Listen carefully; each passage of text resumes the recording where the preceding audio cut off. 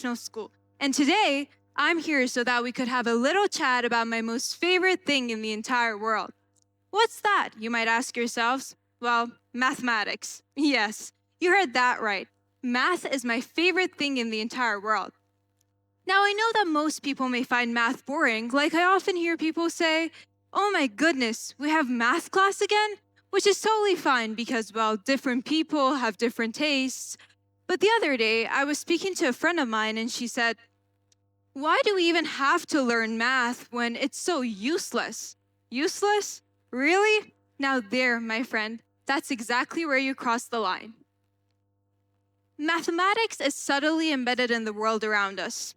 Our everyday lives rely on mathematics, often in ways we don't really notice. From predicting the weather to architecture, technology, and the video games we play, math has always stood out to me. Now, what if I tell you that math can be used to save lives? Yes, you heard that right. What if the very useless mathematics actually turns out to play a critical role in controlling disease outbreaks? Well, today, my friends, that's exactly what we're going to be talking about. More specifically, we're going to be speaking about the SIR model, a powerful mathematical tool in the medical industry. So, this modeling system revolves around 3 different groups of people and their respective equations. Well, as you can see, here are the equations, but let's not really pay much attention to that because we're not here to study math. But let's just take a quick look at these groups of people and equations and what they really mean. So we have the susceptible group of individuals, infected group of individuals, as well as the recovered group of individuals. And these equations you see here, they're differential equations, which means that they kind of track how these affected groups of people change over time.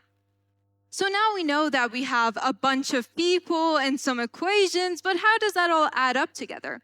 Well, here's the point.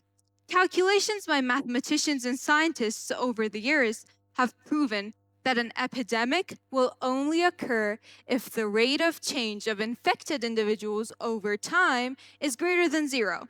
Now, we could always take that and translate it into mathematical language, and then we can say that an epidemic will occur if the derivative of I with respect to t is greater than 0. That's just making it more complicated, and the aim right here is to incorporate mathematics in our everyday lives. However, if we take the equation of di over dt that we were just speaking about, which is in fact the second equation, the one related to the infected group of individuals, if we take that and if we kind of rearrange it a little, we will get an inequality. And if we put that inequality into everyday words, we will get an easier explanation of when exactly the epidemic will occur. That explanation is, the epidemic will occur if the number of susceptible individuals is greater than the ratio of gamma to beta. Now, gamma and beta are just complicated variable names. Well, gamma is the recovery rate and beta is the transmission rate.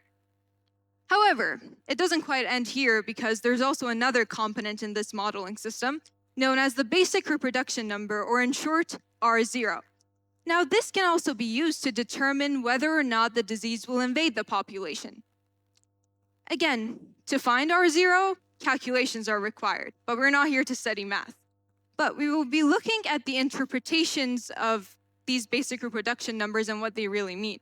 So if R0 is equal to 1, this is a threshold between epidemic and no epidemic. If R0 is greater than 1, meaning if one infected individual spreads the disease to more than one susceptible individual, this means that the disease will invade the population. If not, if it's the opposite, if R0 is less than 1, then the disease will die out. But why did I say all of that? Well, because scientists have used this modeling system in order to estimate the peak infection time of diseases. And that actually allows for healthcare preparations to be made in order to prevent further spread of the disease.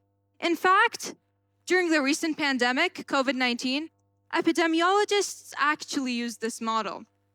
They did that to predict how fast the virus would spread in the population, and they used the information that they obtained from those calculations to adjust some parameters. For example, social distancing or vaccination rates, as you might remember. And those parameters were actually proven to be very beneficial. Why, you might ask? Because, well, logically, when you're vaccinated, when you're isolated during a pandemic, that actually helps to lower the pool of susceptible individuals.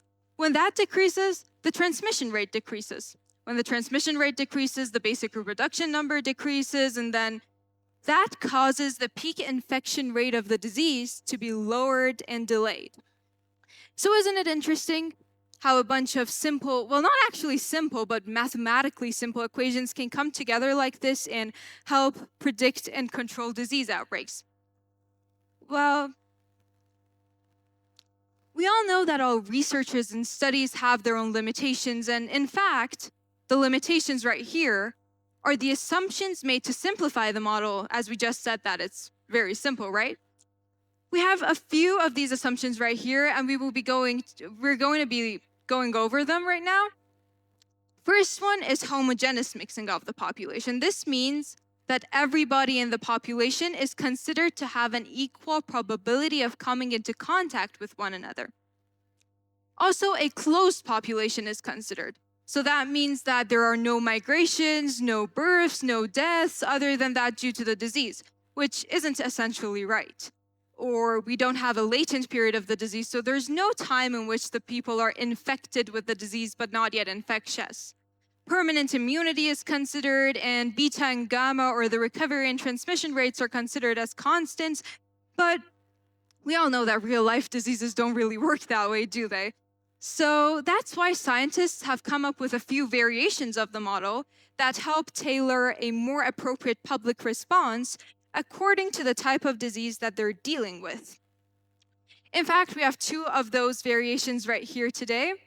First variation is the SIRS model. So as you can see, there's an extra S at the end, or let's not say an extra S, but let's rather say that after the patients have been recovered from the disease, they move from the recovered group back to the susceptible group of individuals.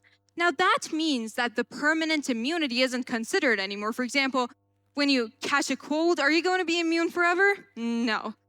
That is when this model is used. Or we have the SEIR model, which has an extra exposed group of individuals, or in other words, we can say an additional exposed group of individuals. This model considers the latent period of the disease, meaning that these people are infected, they're exposed to the disease, but they're not infectious yet. So it is suggested that they should be kept into isolation to prevent further spread of the disease. Now, I believe it's very interesting how math can be used to save lives. And on this short journey that we were on together today, I bet that we've all understood that mathematics is not only a subject about solving equations, it transcends the boundaries of a classroom. So I would like to invite you all to incorporate the idea of thinking mathematically into your everyday lives. And I would like to ask you not to ever stop exploring the never-ending realm of mathematics. And at this point, I would like to quote a French philosopher, scientist, and of course, mathematician, René Descartes, who once said, "Mathematics is a more powerful instrument of knowledge than any other that has been bequeathed to us by human agency." Thank you very much to the ISCTalk community for having me here. Thank you to Ms. Tahiri, Ms. Khanjari, and all of you. I hope you enjoyed.